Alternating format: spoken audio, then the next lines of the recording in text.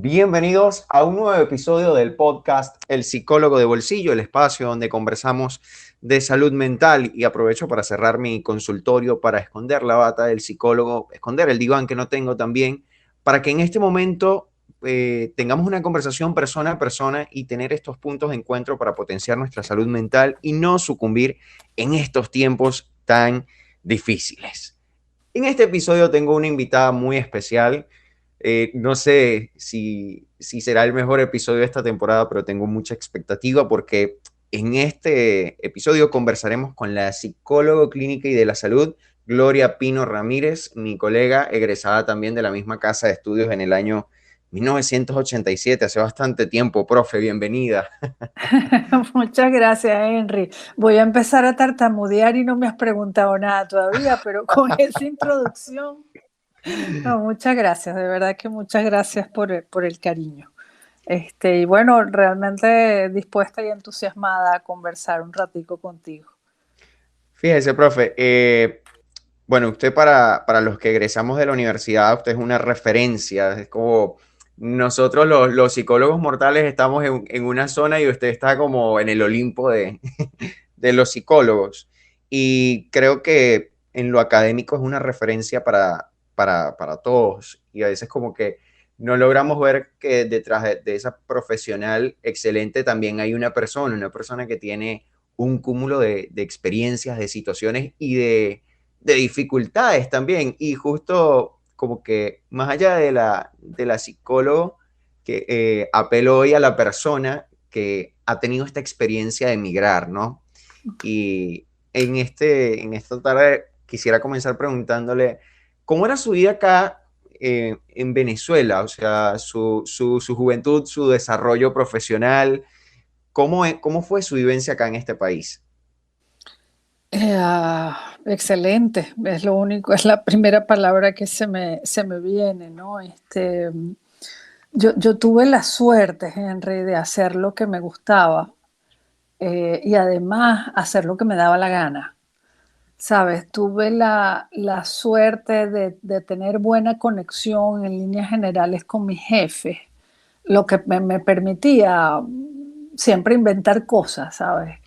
Y yo decía siempre que la URU había sido siempre mi patio de juegos, ¿no? O sea, cuando Milena Bardi era directora, yo un día le dije, mira, Milena, yo creo que hay que hacer una jornada de evaluación de la escuela. E hicimos tres, ¿sabes? O un día, pues, oye, yo siempre pensé que le debíamos a la psicología venezolana un congreso venezolano de psicología que no teníamos. Y fueron los 50 años de la central, si no me equivoco, en 2006, por ahí. Y yo me fui a hablar con la gente de la central, a proponerles la idea de que por qué no creaban, ya que era los 50 años de la primera escuela nuestra, ¿no? Nuestra, digo, venezolana. Un congreso de psicología. Bueno, pero es que ya tenemos todo armado, entonces no da tiempo. Bueno, ok. El siguiente año le tocó a la católica, eran los 50 años de la católica, y yo llegué con el mismo cuento y me dieron la misma respuesta.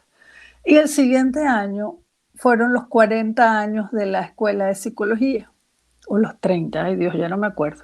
Bueno, lo cierto es que yo llegué y le dije a Esparza, mire, profe, yo quiero hacer esto, yo quiero hacer un congreso venezolano de psicología, así, así.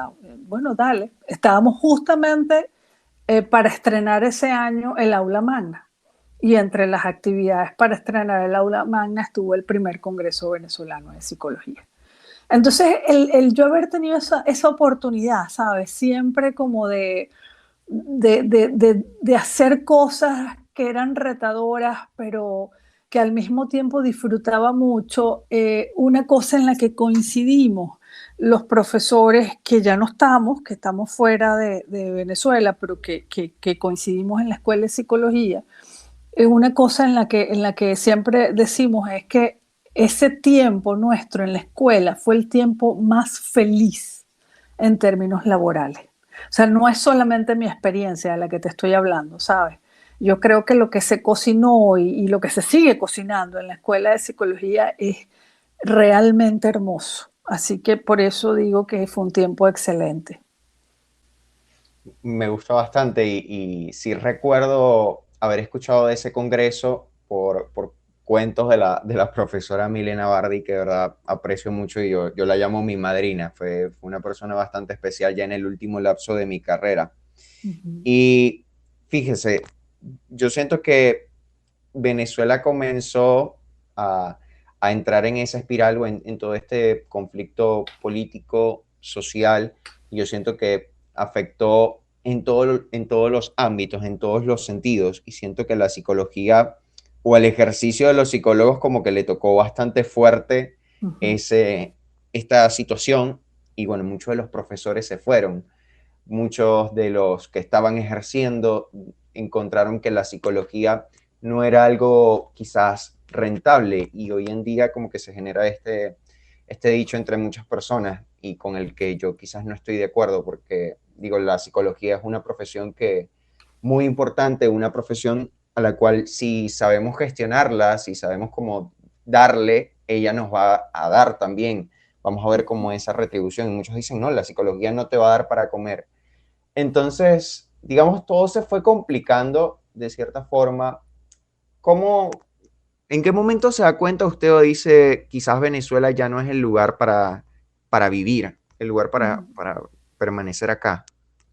Sí, en mi caso, al menos ya yo tengo casi 7 años, cumplo en enero 7 años afuera, ¿no? Y cuando yo me vine, económicamente todavía yo podía, yo trabajaba en luz también, y económicamente todavía se podía vivir, pues, ¿no? Eh, ah, el punto mío, el punto de inflexión mío y de mi esposo es que los dos tenemos una enfermedad rara. Y eso implica medicación, implica médicos especialistas, implica un gasto en salud importante.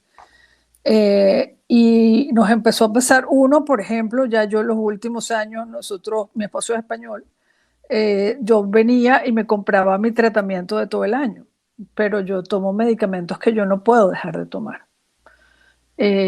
Porque pues se pone en riesgo mi vida, ¿no?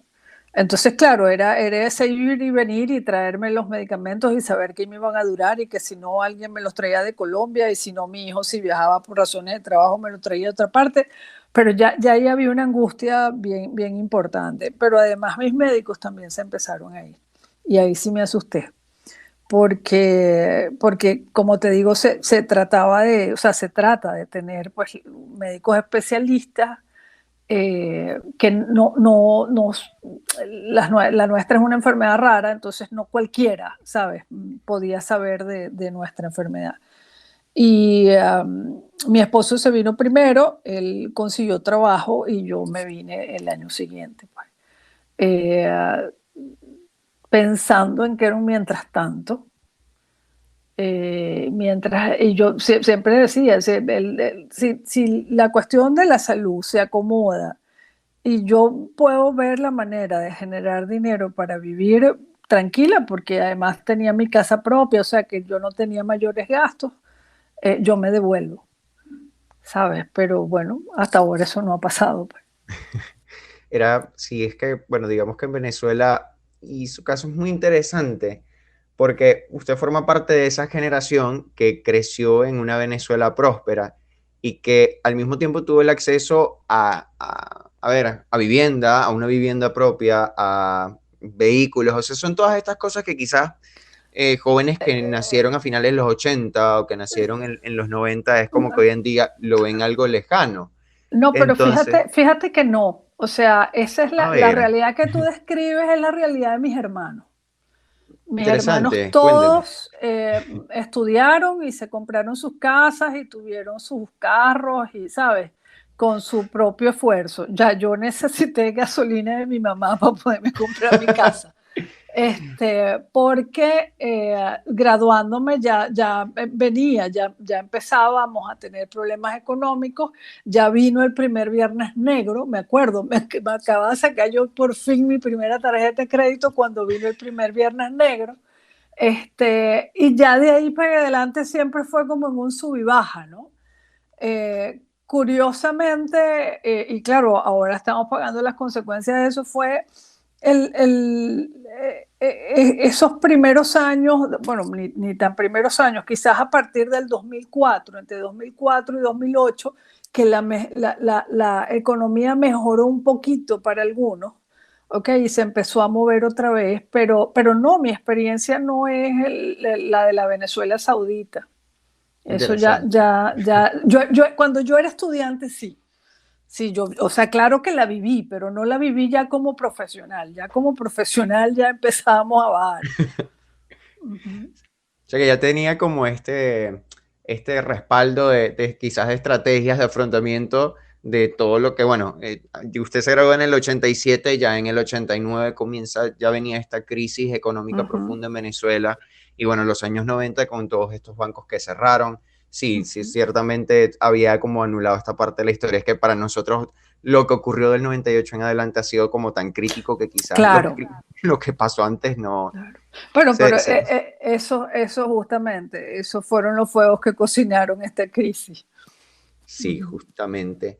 Entonces, fíjese, se me fue un poco el hilo porque estábamos hablando un poco de esa Venezuela como que permitía conseguir cosas y que bueno, para nosotros también es como que una ilusión. Ahora, tomando ese tema, para usted, ¿cómo fue ese proceso quizás de escalar o de intentar establecerse en el país? Eh, ¿Te refieres a mi inicio profesional o aquí Sí, en al, España? al inicio profesional acá en Ok. Venezuela. El- no, fue bastante fácil porque psicología éramos las primeras promociones que egresábamos, ¿sabes? Y estaba todo por hacer y eso es tan bonito. Donde llegabas, pues, o sea, donde llegabas básicamente tenías que eh, crear la necesidad, crear el cargo y hacer las cosas como a ti te parecía, ¿no? Y fue bien, bien interesante. En esa época empezó la comunidad terapéutica de Maracaibo, me acuerdo, pero donde íbamos llegando íbamos abriendo camino. O sea, esa básicamente es la experiencia de la mayoría de mis compañeras de promoción, ¿no? Y de las promociones previas también.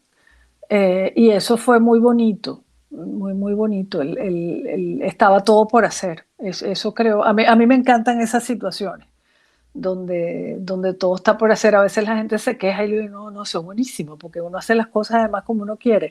Claro, si fracasas es tu fracaso, absoluto y total, pero es una situación donde uno aprende mucho también, pues, ¿no? Sí, es algo como un espacio en el que uno dice, tengo libertad creativa y yo hay algo que Ujú. personalmente valoro mucho y es justamente la libertad creativa, quizás el tener esa capacidad de poder decir, puedo imprimirle mi sello personal, claro, siempre con las consideraciones éticas y profesionales, ¿no? Y poder dejar un legado también, poder decir, yo ayudé o cooperé a construir esto y parte de lo que luego se va haciendo tiene como que un fundamento personal, algo, un granito de arena. Y creo que esta situación permitió también en Venezuela que, bueno, ha destruido algunas cosas, pero también que muchos profesionales en este momento como que puedan construir o reconstruir nuevamente todo eso que ustedes hace 20 o 30 años comenzaron a construir. ¿Qué sensación les genera eso, el ver como que estos nuevos profesionales de la salud mental se han interesado en tomar estas líneas de investigación, a recuperar estas propuestas? Pues me parece maravilloso porque además yo creo que la psicología es una ciencia esencial en el caso venezolano y además creo que ha dado la talla. Los profesionales de la psicología han dado la talla, han estado a la altura de las circunstancias a través de toda esta crisis. ¿Ok? Y te estoy hablando, claro, uno hace más énfasis digamos, del 2000 hacia adelante, pero es que también lo habían hecho antes, o sea, obviamente desastres naturales que no tenían nada que ver con la cuestión política, pero, por ejemplo, me acuerdo de la tragedia del río Limón, fue la primera vez que ya yo estaba vinculada a la psicología y pues conocí el trabajo que se hizo allí por parte de una serie de colegas y luego ya vino la tragedia de Vargas, que fue lo que formalizó como tal la red de atención en emergencia y desastres, ¿no? Que empezó siendo una red que como que nos reuníamos cuando había una emergencia o un desastre, pero que después ya más recientemente se formalizó en el Servicio de Atención Psicológica de la Federación de Psicólogos de Venezuela y otra serie de organizaciones que también prestan servicio. Y yo creo que ayer, anteayer, leía un artículo que sacó 58, este medio digital, sobre la salud mental de los migrantes, ¿no? Y entre las cosas, por cierto, que ponían al final del artículo eran cómo los psicólogos nos hemos organizado para atender la salud mental de los migrantes también. Entonces yo creo que, claro, solemos ver esto como muy hacia la clínica, ¿no? Hacia el asesoramiento psicológico, pero en todas las áreas. Yo recuerdo, creo que fue para el Día del Psicólogo del año pasado, una ponencia en el área organizacional que hablamos sobre la pandemia y hablaban sobre, Noel Iesi hablaba sobre cómo los psicólogos estaban trabajando pues, con la salud mental de los trabajadores, ¿no? Porque por todos los cambios que había generado la pandemia. Entonces yo creo que el trabajo nuestro en todos los niveles, a nivel escolar, clínico, social y social, o sea, social no te digo yo, pues, e industrial es básico para mantener lo que se puede mantener en este momento y por supuesto para reconstruir todo lo que habrá que reconstruir después. Sí, realmente siento que, como decía usted, la función del psicólogo logra sostener a un país que no ha terminado, que no ha logrado rendirse, no ha decidido no rendirse, pero que necesita una base, un soporte emocional para poder mantenerse allí, porque de alguna u otra forma no puede lograrlo. Y como decía usted, allí no solo es la psicología clínica, fíjese el trabajo comunitario que en este momento Uh -huh. muchos psicólogos a través de las organizaciones no gubernamentales llevan a cabo de ir a comunidades vulnerables y brindarles estas estrategias, estas intervenciones que puedan desarrollar habilidades, fomentar la participación social y que entre ellos mismos, a pesar de su adversidad, a pesar de su dificultad, pueden crear estrategias para que puedan surgir, para que puedan, a ver, paliar o superar cada una de las adversidades que ellos tienen. El tema de las organizaciones es muy importantísimo y también en este año me interesó mucho ese tema porque siento que ha sido algo de muchos cambios. La Uh pandemia -huh. nos trajo demasiados cambios y que todavía estamos aprendiendo a vivir con ellos y la salud mental o los psicólogos Claro, no han acompañado. pero es que además estas organizaciones sociales crean tejido social y es bien importante crear tejido social. Eh, Nosotros no fuimos un país muy dado a ese tipo de organizaciones, las había en las zonas más necesitadas, ¿sabes? Pero no era el común. Yo veo ahora como un desarrollo y un fortalecimiento de las organizaciones no gubernamentales y creo que eso es fabuloso. Por eso, porque Venezuela necesita tejido social, tejido de sostén, y estas organizaciones lo proporcionan.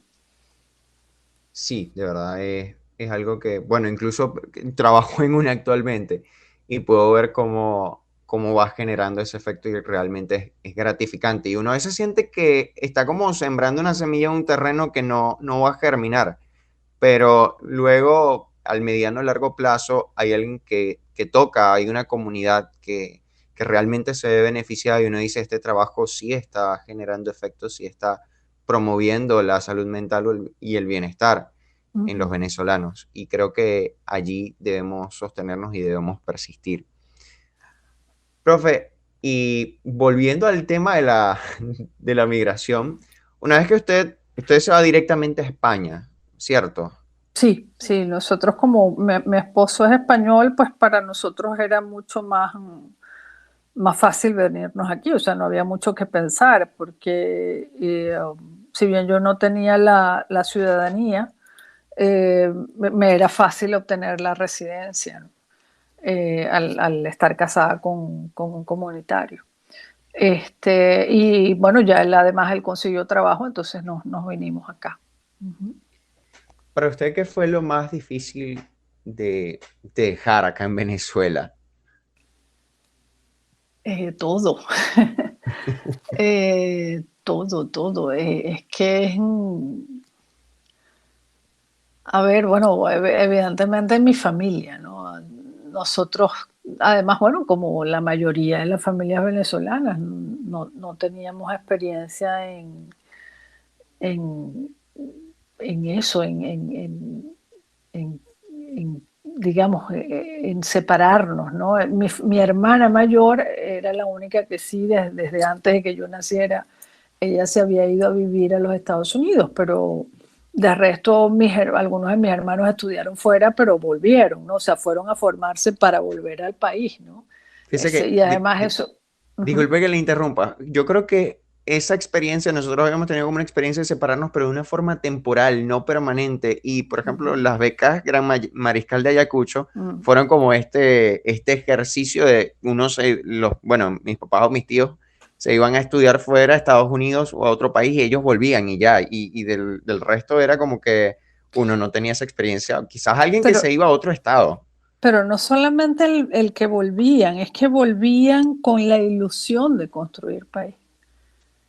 ¿Sabes? O sea, con la ilusión de devolverle al país la oportunidad de haberse formado afuera, venían a trasladar esos conocimientos, a que eso fuera productivo, a que eso se convirtiera en crecimiento para el país. O sea, al menos en mi experiencia, en mi familia, bueno, mi papá era un enamorado de Maracaibo, ¿no? Y siempre trabajó así. Yo siempre he dicho, mi papá quería Maracaibo como una novia, era una adoración que tenía con la ciudad, ¿no? A ver, y lo digo como maracucha con responsabilidad y espero que nadie se ofenda. No era Venezuela, era Maracaibo. Y yo lo sentí así, claro, que ya después eso se amplió también, porque, por ejemplo, tengo preciosos recuerdos, yo hice mi doctorado en Caracas y tengo excelentes amigos y preciosos recuerdos también de allí, ¿no? Pero en un principio era eso, era Maracaibo, ¿no? Y dejar Maracaibo para mí ha sido sumamente doloroso, lo sigue siendo, pues. O sea, a ver, que lo sigue siendo, que sé que hoy es la Baja de la Chinita, ¿sabes? O sea que uno sigue vinculado y han pasado casi 7 años y uno sigue así de vinculado, entonces dejas las costumbres, dejas la gente, es que era el lugar donde yo quería estar, yo no quería estar en otro lado. Y es ese proceso que vivimos muchos de los inmigrantes. No es que yo me voy, es que Venezuela me saca. Cuando Venezuela no me da el derecho a la salud, ¿sabes? Cuando ya yo no tengo medicinas, cuando yo tengo que hacer cola para comprar alimentos y yo por razones de salud no puedo. Y yo podía pasar 2 horas al sol haciendo cola para entrar en un supermercado. Y decía, yo no voy a poder hacer esto. Va a llegar un momento en que no voy a poder hacerlo. Entonces, Fíjese, ¿sabes? Lo dejas todo porque es que tú no te quieres ir.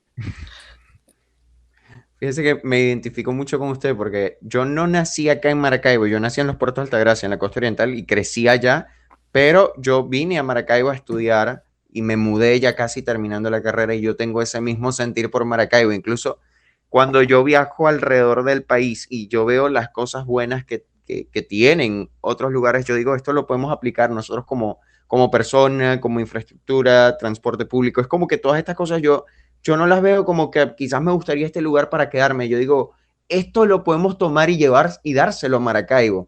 Entonces, cuando alguien me dice, me duele o me cuesta dejar Maracaibo, a ver, no he vivido ese sentimiento, pero lo puedo comprender porque sé lo que significa para mí la ciudad. Y es un poco complejo porque la misma ciudad, yo siento que Maracaibo ha sido como la más golpeada sin minimizar el sufrimiento que tiene la gente del Táchira, que tiene la gente de Bolívar, que tiene la gente en el oriente del país o en cualquier otra región. Pero siento que la ciudad de una forma u otra, por la inseguridad, por el tema de la electricidad, del agua y sobre todo de la salud, lleva a uno a un punto en que te arrincona y te dice, o si te quedas, te juegas la vida y lo más recomendable es que te vayas. Es como que o te juegas la vida o te vas. Sí, sí, es eso, o sea, eso fue un poco lo que nosotros valoramos en una noche muy larga, me acuerdo. Pasamos una noche en vela y dijimos, bueno, nos vamos, o sea, tomamos la decisión. Te digo, yo tomé la decisión, a mí me ayudó a tomar la decisión, pensarla como que no era algo definitivo. Y así lo sostuve por mucho tiempo. ¿Ok? O sea, yo no terminaba de insertarme porque es que yo me iba a ir. O sea, yo estaba aquí mientras tanto. Era un por Entonces, como tener esa maleta allí en la puerta del departamento esperando exacto. Era, llegar. era un por ahora, sí, era un por ahora. Exactamente, era un mientras tanto, ¿no? Mientras aquello se arregla. Y eso, pero eso es un ancla muy fuerte porque tampoco te deja avanzar. Justo a ese punto quería ir, porque, a ver, cuando yo considero para mí algo que es temporal, yo no termino de apegarme o de comprometerme con esa causa, con ese lugar o incluso una relación personal. Si uno dice esto se va a terminar, uno dice, bueno, es como que de una forma me preparo o me desapego de esto para quizás no sufrir todo lo que conlleva. ¿Cómo fue para usted ese llegar, instalarse en un nuevo país y quizás vivir meses, años en función a este, es un por ahora? A ver, claro, al tener mi esposo familia aquí, o sea, su hermana, su mamá está aquí, digamos, ya llegaba con familia, o sea, de alguna manera llegas con apoyo, ¿no? Pero ciertamente es mucho más complicado cuando tú eh, sientes que vienes solo por un mientras tanto, porque no te integras, te resistes a integrarte. ¿Sabes? Porque, bueno, pues si es que yo me voy, pues, o sea, es que esto es un mientras tanto, esto no va a durar para siempre, esto, entonces, claro, yo conseguí trabajo, hice mi trabajo, ¿sabes? Pero seguía pensando, en mi cabeza seguía pensando que esto no era pensando en lo que venía después, en que mi después no iba a ser aquí hasta que entendí que yo tenía que hacerme mi vida aquí, porque aquí era donde yo estaba viviendo, que no tenía que ver con lo que pasara en el futuro, sino con mi presente. Yo estaba dejando de vivir mi presente porque quería que mi futuro fuera en otro lado. Justo de eso quería preguntarle. ¿Siente que ocurrió algo, hubo como con un punto de reflexión en el que la lleva a usted a decir, tengo que enfocarme en adaptarme acá? O sea, tengo como aceptar el que quizás no es un por ahora, sino que puede ser un permanente. Eh, sí, bueno, creo que fueron como varias cosas, ¿no? En una, mi propio proceso de terapia, ¿no? El haber planteado, tuve algunas, bueno, como muchos de nosotros, tuve algunos eventos desagradables por ser inmigrante, porque evidentemente, aunque ya tengo la nacionalidad española, obviamente yo no nací aquí, pues, ¿no? Pues, y mi acento nunca va a ser español. No, digamos, no, a veces hablando digo vídeo, coche, wifi, porque es que si no, no me entienden, ¿no? Yo, o sea, tú terminas asumiendo algunos giros lingüísticos del lugar donde estás, pero eh, aunque a veces la entonación, y yo me doy cuenta, a veces en mi entonación ya empiezo a tener formas más de acá, de España, obviamente mi acento siempre va a ser venezolano, ¿okay? Mi ceseo, mi manera de pronunciar igualito las S, las C y las Z, ¿no? Entonces, bueno, tuve algunas situaciones desagradables por ser inmigrante, que fueron sumamente dolorosas. Pero lo otro era que yo no terminaba claro, para mí fue muy importante en Venezuela mi rol profesional. Eh, ah, Primero porque lo disfrutaba, porque como te dije, hacía una cosa que me encantaba, que me gustaba, porque en la URU me dejaban hacer lo que yo quería, eh, y, y gozaba un montón, pues, y además tenía la oportunidad de trabajar con mis amigos, porque los otros profesores de la escuela eran mis hermanos. Eso es una suerte que yo creo que más nadie tiene en el mundo, ni siquiera en el país donde vive, ¿no? Eh, entonces, para mí fue muy difícil deslastrarme del rol. Y muy curiosamente me di cuenta, el insight me llegó un día que oí una entrevista o un podcast, no sé si fue su podcast, de Erika de la Vega. Y ella dijo una frase, que yo tengo muy mala memoria, pero esa frase se me quedó tatuada. Y es, si tú eres lo que haces y ya no lo haces, entonces ¿quién eres? Y yo dije, ese soy yo. O sea, como ya yo no doy clase, yo no sé quién soy, ¿sabes?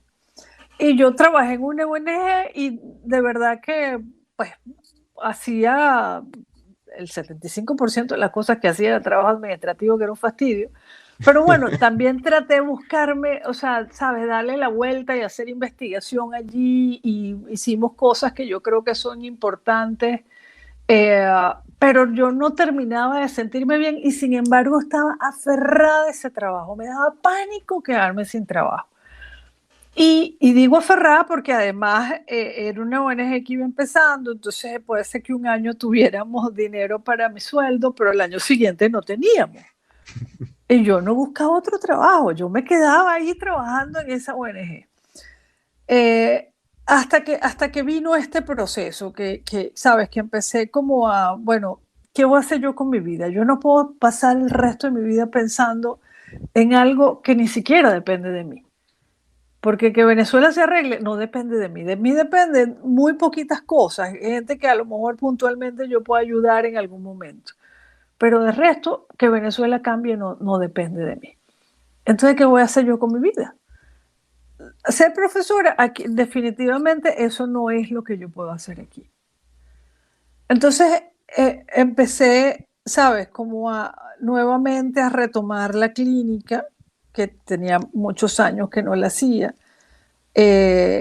Y pues empecé a trabajar en esa área, a retomar, y eso ha sido muy lindo, retomar amistades que están en diversos sitios, también están regadas venezolanas, gente que estudió conmigo, y empezamos que si a estudiar juntas, que si a discutir casos, ¿sabes? Hacer cuestiones que nos gustan y que nos unen a la profesión, pues. Y eso para mí ha sido sanador, diría yo, ¿no? Como el reencontrarme, si yo puedo seguir vinculada a mi profesión, puedo seguir haciéndolo, pero porque me gusta hacerlo, no porque yo soy eso. Eso es lo que yo hago. Que Como en algún momento hice docencia y me encantaría volver a hacer docencia. Me invitaron a hacer docencia en una universidad de Panamá y a lo mejor el año que viene les doy una asignatura y estoy encantada con eso. Pero si no es eso, haré otra cosa. No pasa nada. qué bueno y qué importante eso, porque yo creo que el migrante tiene una experiencia, es como un morir y nacer de nuevo y sobre todo en el ámbito profesional de tantas personas que se han ido con un título universitario y, a ver, en su experiencia pudo, pudo ejercer siempre la psicología o me equivoco. O sea, En desde... la ONG no ejercía la psicología y por eso te dije que yo hacía un truquito, que es que al final, aquí en España es sumamente complejo eh, ser psicólogo, hacer la homologación al título de psicólogo. Y Yo tengo 7 años, ¿sabes? Ahora es otro papel y ahora viene otro papel y no, este papel no es, ahora lo quieren en otro formato. Y en eso estamos, ¿no? Y hace como 2 años que no homologan a nadie. Y chico, yo no tengo 20 años, o sea, yo tengo 60 casi. Entonces yo decidí que yo tenía que ver la manera en que yo pudiera trabajar por mi cuenta, porque además a estas alturas muy difícilmente alguien me va a dar trabajo. E hice un entrenamiento en coaching y eso es lo que yo hago. Perfecto, Yo me interesante. di de alta, yo tengo toda mi formación, no tengo mi título aquí en España, pero tengo toda mi formación. Pero, ok, entonces, a ustedes no me quieren dar el título de psicólogo, me parece maravilloso. Pues entonces yo me busco uno de coaching, ya está. Y ya está. Interesante, Entonces, la yo verdad. estoy dada de alta como coach y eso es lo que yo hago. Profe, y quería preguntarle, quizás mirando un poco hacia todos nuestros compatriotas que han migrado y han tenido quizás este proceso de no tener, no poder ejercer su carrera, sino que tienen como que iniciar dentro de otras ocupaciones que son hasta completamente distintas a lo que se prepararon, a lo que formaron. ¿Qué estrategia o qué le sugeriría usted a esa población migrante como en su proceso de quizás adaptarse a esa nueva realidad que no es nada fácil porque es como un sacrificar? Y a veces la gente dice, no, es que yo siento que perdí todos mis años en la universidad para venir a trabajar de esto, de algo que nada tiene que ver. Claro, pero también tiene que ver en cómo lo miras, ¿no? En que nos parece que ese primer trabajo va a ser el único trabajo que vamos a tener y les pasa como a mí que me agarré de ese trabajo como, sabes, no lo puedo soltar porque no me puedo quedar sin trabajo. Eh, pero yo tengo una amiga, colega, que está en Madrid y una tipa brillante que tuvo un excelente desempeño profesional en Caracas, en el área social. Y ella cuando llegó aquí, ella consultó con una persona que está en el área organizacional. Ella hace selección de personal para empresas, pero también hace asesorías para, es como un headhunter, ¿no? Hace asesorías para personas que están buscando ciertos cargos gerenciales. Entonces ella, pues, cuando tiene información sobre eso, pues les asesora cómo hacer su currículum, cómo hacer las entrevistas y les pone en contacto con estas empresas, ¿no? Y esta persona le comentaba a mi amiga que ella le había pasado una cosa con los venezolanos que no le había pasado con ningún otro grupo de inmigrantes acá, ¿no? Y era que cuando conseguían el primer trabajo, entonces ella a veces les decía, oye, los llamaba al tiempo, mira, ¿cómo te va? No, me va muy bien y tal. Ve, conseguí un trabajo con tu mismo perfil, pero con mucho mejor sueldo en tal lado. Entonces, quiero saber si quieres una entrevista. No, ¿y cómo me voy a ir yo de aquí? Si esta persona me dio la oportunidad. Entonces dice que esa lealtad ella no la había visto nunca, y por supuesto tampoco los españoles, ¿no? Y que ella no sabía si aquello era una cosa admirable o una tontería. No lo dijo con esas palabras, pero básicamente eso fue lo que quiso decir, ¿no? Y eso pasa mucho cuando se empieza, ¿no? Al menos es la experiencia que yo tengo en la atención a los migrantes. Agarran un trabajo y entonces les da miedo dejarlo. Pero la cuestión es que no necesariamente tienes que dejarlo, pero tienes que empezar a planificar cómo vas a hacer para buscarte otro, o bien que te pague mejor, o bien que te guste más, o las dos cosas. Es como, o sea, no, generalmente no va a pasar que el primer trabajo que tú tengas va a ser el trabajo de tu vida, ¿sabes? Sobre todo como migrante. Pero eso no quiere decir que con el transcurrir del tiempo tú no puedas hacer una planificación para irte moviendo hacia lo que tú quieres hacer. A veces es, por ejemplo, aquí hay muchos cursos.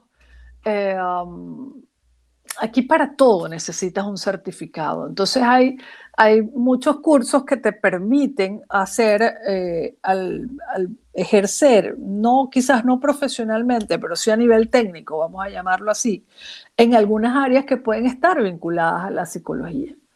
Y esa también es una oportunidad.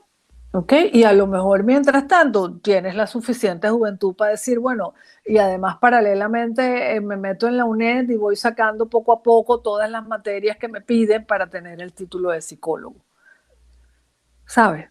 Es como que no porque esta es mi primera experiencia laboral como inmigrante, va a ser la única.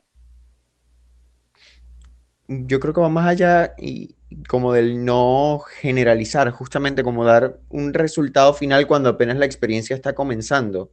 Creo Ujú. que aquí también entra en juego lo que es el proyecto de vida, en qué es dónde me veo yo en el futuro o qué es lo que Claro. quiero lograr. Claro, qué es lo que me gusta, para qué soy bueno, porque además uno se ve como para qué soy bueno muy ligado a mi título, pero es que ese título son un montón de habilidades y destrezas. ¿Cuáles son? O sea, mirarse más allá de la profesión, mirarse más allá del título.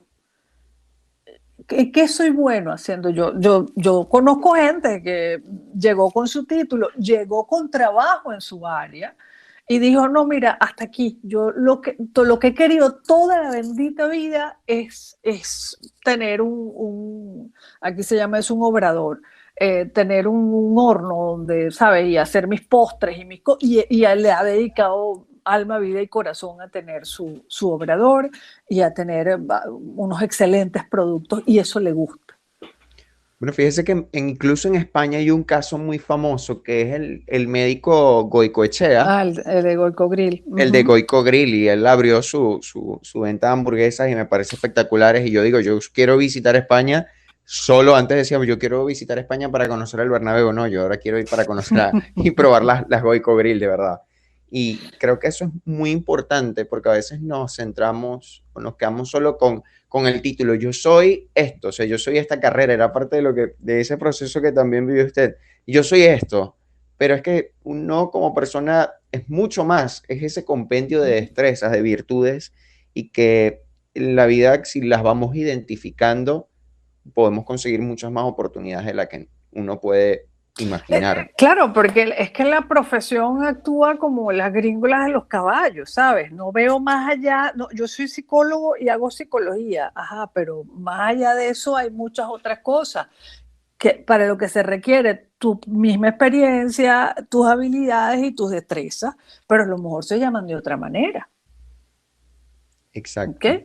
Entonces eso, el atreverse a mirar más allá.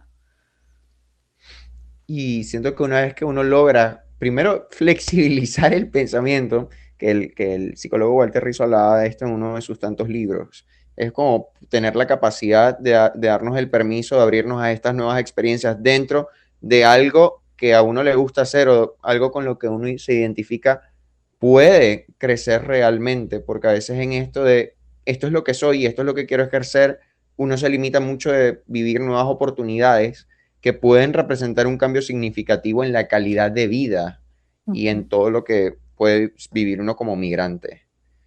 Y Exactamente, ¿no? Y en tu bienestar, o sea, el hacer, yo no sé si es porque tuve la suerte de haber hecho lo que me gustaba toda la vida, que para mí eso era tan importante, ¿sabes? El conseguir un trabajo que me gustara, no donde yo tuviera que darle vueltas a mil cosas para hacer un pedacito de lo que me gustaba, sino realmente disfrutar del trabajo. claro, profe, y una pregunta muy importante, porque yo no sé si esto es una preocupación personal o es algo que vengo notando, y es el tema de la academia, de la universidad. Yo siento que la pandemia ha forzado al sistema educativo a cambiar, como a todo. Pero hablando de Venezuela y universidades, siento que ya la juventud o los adolescentes se han planificado en su proyecto de vida, quizás no voy a estudiar, porque ¿qué sentido tiene el pasar 4 o 5 años cuando yo lo que quiero es irme y hacer dinero? ¿Cómo ve usted el futuro de la academia? Usted que le apasiona tanto la docencia y la investigación, ¿cómo ve ese presente y el futuro de la academia en Venezuela? Pero yo te lo quiero poner en un contexto más amplio, ¿no? Y creo que eso es algo también que yo me di cuenta aquí. Nosotros, Los venezolanos por nuestra propia crianza, a ver, sobre todo mi generación, las generaciones contemporáneas a la mía, eh, tenemos titulitis, ¿ok? Porque el país necesitaba, o sea, justamente por eso el programa de becas a Gran Mariscal de Ayacucho, el país necesitaba profesionales formados para un lugar que estaba saliendo de la dictadura y despegándose y que llegó a ser de los primeros países latinoamericanos, ¿no? Nosotros en salud teníamos de verdad cuestiones bien importantes, o sea, yo no puedo recordar ahorita, creo que el primer trasplante de hígado se hizo en Venezuela, o sea, tuvimos muchas cosas y había tecnología de punta en el país y ese tipo de cosas, y eso se logró porque hubo un gran énfasis en los estudios universitarios, en que tuviéramos estudios universitarios. Y además ese énfasis también fue de las generaciones de nuestros padres, que muchos de ellos no pudieron estudiar porque tuvieron que salir a trabajar, ¿no? Sin embargo, por ejemplo, tú llegas a un país, bueno, y además en Venezuela el tener un título universitario te daba una movilidad social adicional, ¿ok? Te permitía crecer económica y ascender socialmente. Pero tú llegas a un país como España, donde, oye, el que se dedica a ser fontanero puede ganar lo mismo que un profesional. Y donde las diferencias, hay una gran clase media y las diferencias entre unos y otros no es un título, ¿sabes? Pero además donde tú entiendes que cada una de esas personas es absolutamente necesaria para el desarrollo de la sociedad. Porque si todos somos investigadores y doctores y tal, y entonces, bueno, ¿y quién va a hacer que el país funcione? Porque, ¿sabes? O sea, ¿quién va a hacer que la cosa se mueva? Porque es que necesitamos todo, necesitamos al señor que recoge la basura, y necesitamos al que maneja el taxi, y necesitamos al señor que empuja la camilla, y necesitamos al que está en la puerta dando la información, a todos los necesitamos. Eso me recuerda una vez que estaba en una fiesta, en una reunión, y alguien de, estaba un partido político y me dice, no, lo que pasa es que Venezuela necesita más profesionales, aquí es importante el ingeniero. Y yo le digo, ya, un momentico, o sea, tú puedes tener los mejores ingenieros civiles del país, pero si tú no tienes albañiles, el proyecto se queda en un plano. O sea, Exactamente. y creo que yo digo, bueno, quizás es una preocupación, pero al mismo tiempo verlo desde el lado positivo, y es que hay un desarrollo en este momento en el país de ocupaciones, de habilidades que quizás antes las personas, porque teníamos la mentalidad, y bueno, a mí me enseñaron, mi papá fue trabajador de la empresa petroquímica, era como ya te armaban un proyecto de vida, tú estudia, prepárate y una vez tú tengas tu título vas a una empresa grande como Ujú. podría ser o pudo ser la Polar, como pudo ser PDVSA o pudo ser todas estas industrias que tenía nuestro país. Pero siento que ahora toca como que jugar con estas habilidades y descubrir qué es lo que le gusta a uno y emplearse en ello, y que Venezuela ahora está como que viviendo esta etapa, saliendo un poco de lo que es esta titulitis que dice usted y enfocarse en lo que son las ocupaciones. Y siento que eso también nos abre la puerta a poder recuperarnos, a poder crecer, siempre y A cuando las ver, reglas del a juego lo ver, permitan. pero además, el albañil también tiene una formación. Me Claro, explico. Y además que Venezuela lo tuvo, que fue el INSE. El INSE era una extraordinaria iniciativa para formar a los técnicos. Porque no es que, o sea, bueno, sí es verdad que hay oficios que se aprenden pues mientras uno ve al maestro y tal, pero el INSE era ese lugar donde la gente aprendía a tener un oficio. Y eso también se perdió. O sea, digo, no porque no tienes un título universitario no te vas a formar, no, te formas igual, pero te formas en cuestiones intermedias que son tan necesarias como lo otro.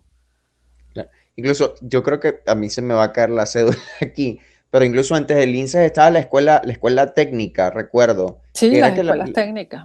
que la persona hacía sus 6 años de bachillerato y salía preparada en algún labor oficio que podía ejercer si decidía no ir a la universidad. Ujú. Así Que es, sí.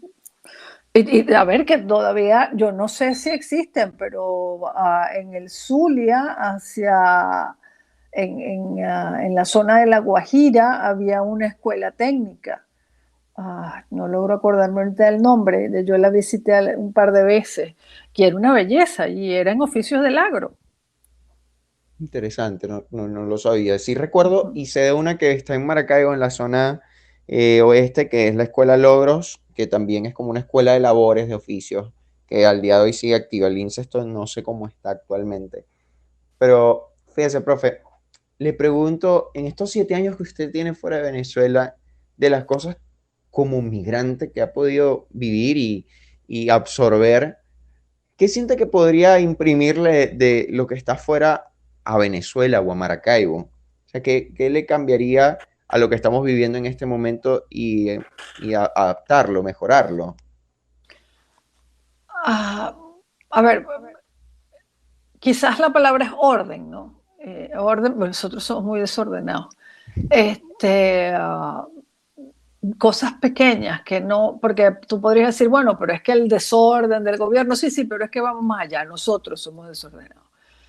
Somos impuntuales, por ejemplo, o a veces echamos el carro, ¿sabes? No cumplimos con nuestras responsabilidades. Esa cuestión, ¿no? De tener claro y de comprometerte con la tarea, con lo que sea que tú estás haciendo, ¿no? Y, o sea, nadie, por ejemplo, te obliga a que te traigas un semáforo, ¿no? Porque siempre cuando hablamos del desastre venezolano hacemos énfasis en la responsabilidad del gobierno, pero no asumimos nuestras propias responsabilidades, ¿no? En Maracaibo, por ejemplo, un desastre manejar. La última vez que estuve, me pareció, y me lo comentó Diego Short, me dijo, bueno, una de las cosas locas que ha pasado es que no hay semáforos, pero la gente respeta el paso de los otros, ¿no? O sea que el caos de alguna manera hizo que la gente se organizara, ¿sabes? Pero yo creo que eso es una cosa que a mí me gustaría, que la gente tomara conciencia de la responsabilidad que sí tiene, de lo que le corresponde, ¿sabes? Yo creo que eso es importante. Fíjense que justo en uno de los episodios que hice con alguien que está en Noruega, me comentaba que en Noruega no hay casi semáforos. Me Uh dice, -huh. y todos, o sea, digamos, todo el orden se sostiene se sostiene por la confianza, porque el Claro. Estado genera como una plataforma o un sistema en el cual le da garantías al ciudadano, pero al mismo tiempo le exige y confía que el ciudadano va a responder y va a ser ordenado también, de que va como a aportar su granito de arena. Y creo que nosotros como venezolanos tenemos esta visión de que el Estado es quien nos provee y nos debe generar todo y nosotros debemos seguir las órdenes. Es Uh como -huh. no tenemos ninguna responsabilidad en lo que Uh es la -huh. construcción de una sociedad. Y parte de eso es como que debemos tomar ese rol que no sé si por una cuestión de conveniencia o de comodidad hemos delegado y que al delegarlo nos pasa mucha factura. Sí, a mí, por ejemplo, todavía me sorprende. Ayer mismo me pasó, yo voy a atravesar una calle y me quedo parada y cuando me doy cuenta el carro está esperando que yo pase, porque los carros se paran, ¿sabes? No tienes que estar mirando si se va a parar, si no se va a parar y a veces yo me quedo parada en el borde porque o estoy esperando otra cosa o voy a pasar más tarde y cuando veo es el carro parado que está esperando que yo pase.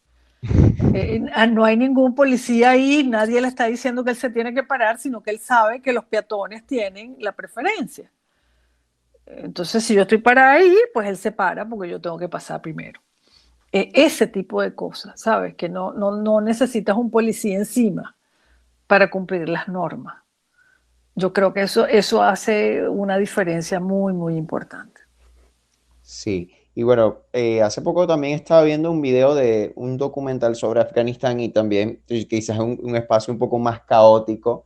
Se veía eso, que ellos no tienen incluso me recordó ver las calles de Afganistán, me recordó a Maracaibo porque ellos no respetan el orden de los canales, pero Mm. irónicamente no hay accidentes, o sea, están pegados peatones, bicicletas, carros, pero ellos dentro de su caos lograron encontrar un orden y como aprender a respetarse. Yo quizás no tomo este ejemplo como algo muy vistoso, porque siento que nosotros en Venezuela podemos incluso dar mucho aún más, es lo que quiero decir.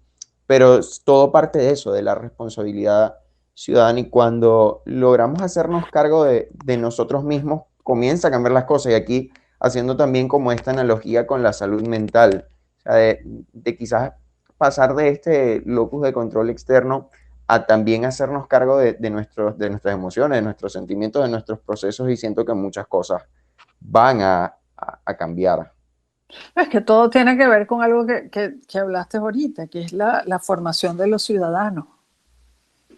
Eso es básico. O sea, el formarnos como ciudadanos es algo que debería estar presente no solamente en el colegio, porque recuerdo que había alguna asignatura que se llamaba así, pues, pero parece que no aprendimos mucho ahí. Entonces, Sí, eso es algo en lo que debería hacerse hincapié, ¿no? Y que tiene que ver con cosas que a lo mejor uno piensa, ah, no, pero ¿qué importa? O sea, hablábamos el otro día en la presentación de la revista, la cuestión de copiarse las tesis, por ejemplo, ¿no? Pero ¿por qué te vas a copiar una tesis? O sea, si eso es un ejercicio para tu aprendizaje, el único que sale perdiendo eres tú, el profesor no pierde, ¿sabes?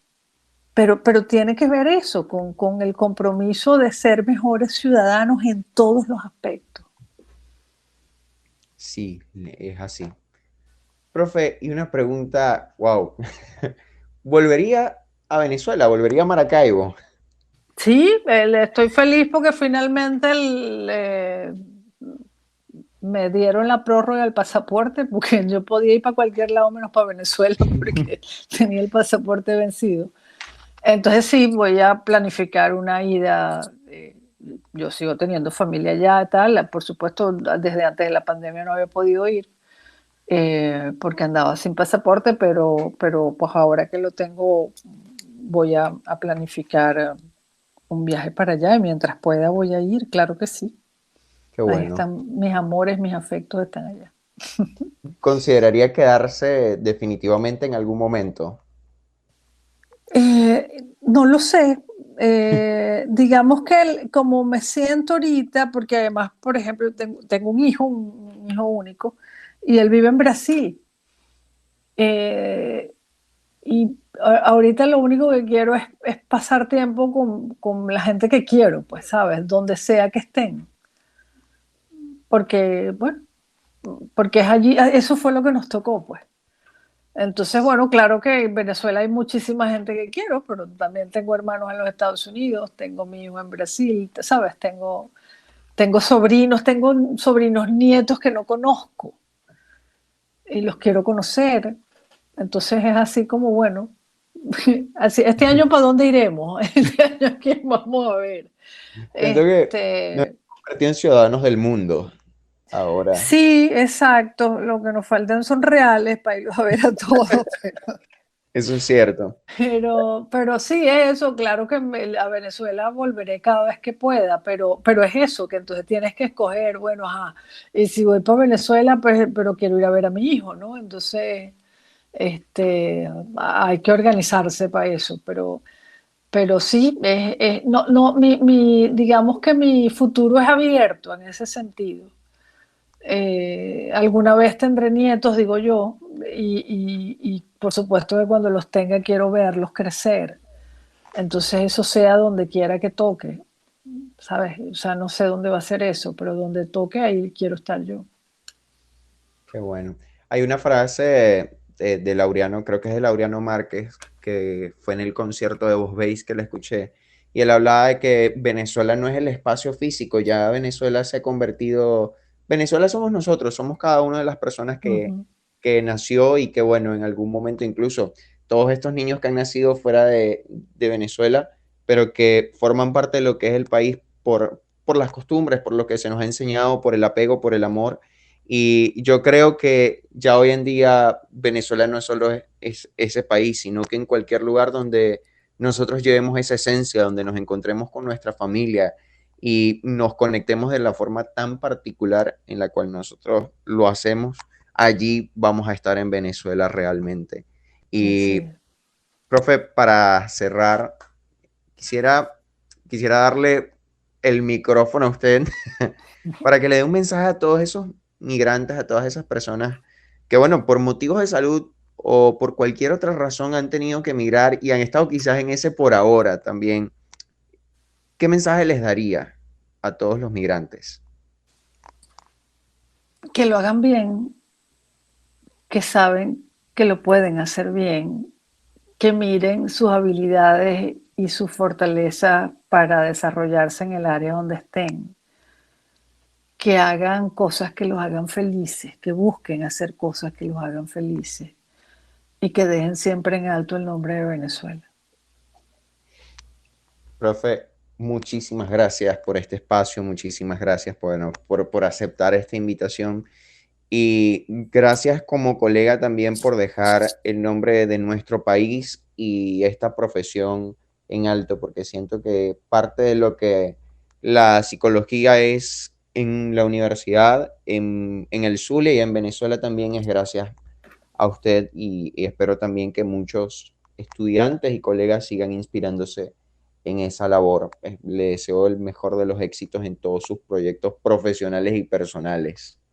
Muchísimas gracias, Henry, de verdad. Me conmueven tus palabras. Yo creo que tiene que ver con eso. Mi papá me enseñó a que las cosas había que hacerlas bien y eso es lo que siempre he tratado de hacerlo y además disfrutándolo. Y ha sido toda una aventura.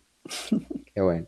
Profe, y si alguien pues quiere ir a terapia con usted o quiere contactarla, ¿a través de qué Acuérdate que vía yo puede lo que hago es hacerlo? coaching, acuérdate que Ok, lo que yo hago es muy coaching. importante, muy importante. Si quiere una sesión de coaching, ¿dónde puede Sí, ubicarla?